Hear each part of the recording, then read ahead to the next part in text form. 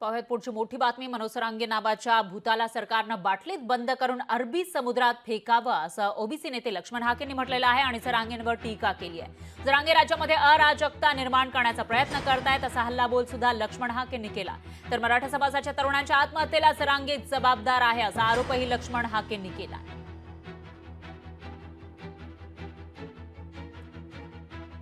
माझ्या मराठा बांधवांनी याच्या बहकाव्याला भुलून ज्या आत्महत्या केलेत ना, त्या आत्महत्येला जबाबदार सुद्धा हा माणूस आहे।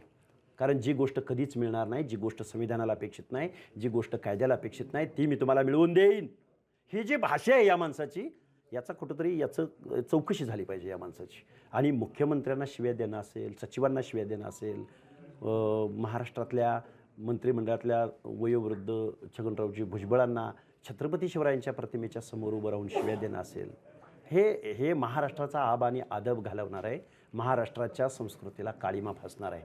आम्ही पण आंदोलनं करतो ना, तर ह्या जरांगे नावाच्या भूताला या सरकारनं वेळीच आवर घातली पाहिजे। त्यांना नाही मानलं मी विरोधक, त्यांना छगन भुजबळने सांगितलं असावं उचकीत जाय बोलन एखादी बार। आम्ही आणखीन विरोधक मानलेला नाही, ज्या दिवशी मानेन ना त्या दिवशी सांगत। हा, लोकशाही मराठी ऐका, पहा, जागरूक रहा।